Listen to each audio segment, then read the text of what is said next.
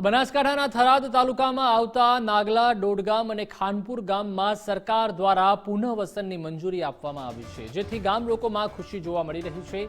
વર્ષ 2015 અને 2017માં આવેલા પૂર બાદ 10 ગામોમાં ચોમાસે 3 થી 4 ફૂટ પાણી ભરાઈ જતા જે બાદ સ્થાનિકોને હાલાકી અને મુશ્કેલી વેઠવી પડી રહી છે, જેને લઈને ગામ લોકો દ્વારા વારંવાર ગામના પુનઃવસનની માંગ કરવામાં આવી રહી છે।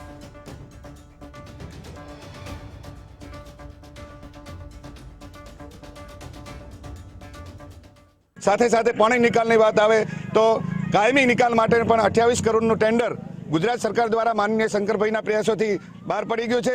28 કરોડના ખર્ચે કાયમી પાણીનો નિકાલ પણ નાગલા ગામનો કરવાનો છે અને પુનર્વસન આ બંનેની જ્યારે અમને વચનો પરિપૂર્ણ થયા છે ત્યારે અમને અત્યારે ખૂબ હર્ષની લાગણી છે અને ગામ લોકો વતી અમે ખૂબ શંકરભાઈ ચૌધરી સાહેબનો અને ગુજરાત સરકારનો ખૂબ આભાર માનીએ છીએ કે અમને આ બંને અમારી માંગણીઓ પૂરી કરી છે। આજે અમારું સમગ્ર ગામ હર્ષના હિલોલે ચડ્યું છે।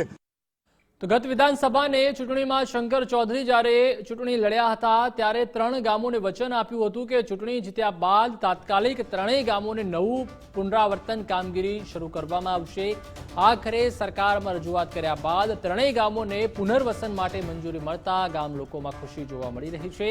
છેલ્લા 8 વર્ષથી નવા મકાનોની, નવા પ્લોટની રાહ જોઈ રહ્યા ગામ લોકો બેઠા હતા। હવે પુનર્વસનની મંજૂરી મળતા 3 ગામોના 770થી વધુ પરિવારોને ફાયદો થશે। 2015 થી નાગલા ગામને પુનર્વસનની મોગણી હતી અને 2023 8 વર્ષના સમયગાળામાં ગામે ખૂબ સંઘર્ષ કર્યો છે। વર્ષો જૂની મોગણી આજથી 1 વર્ષ પહેલાં શંકરભાઈ સાહેબે જ્યારે આ વિસ્તારના વિધાનસભા તરીકે દાવેદારી કરી એ વખતે અમે સાહેબને મળ્યા હતા અને ગામજનો વતી અમારી 2 રજૂઆતો સાહેબને કરી હતી। બંને રજૂઆતો અત્યારે આ ગામ માટે પરિપૂર્ણ થઈ છે। ઉનાળામાં કેનાલ ક્લોઝ આપી અને આપણે કેનાલનું જે કામ કર્યું અને અત્યારે અમારા અંદાજિત 500 ઉપર પરિવારો જ્યારે પુનર્વસન આપ્યું છે એ માટે શંકરભાઈ સાહેબ અને આ રાજ્યની સરકારનો આભાર માનીએ છીએ।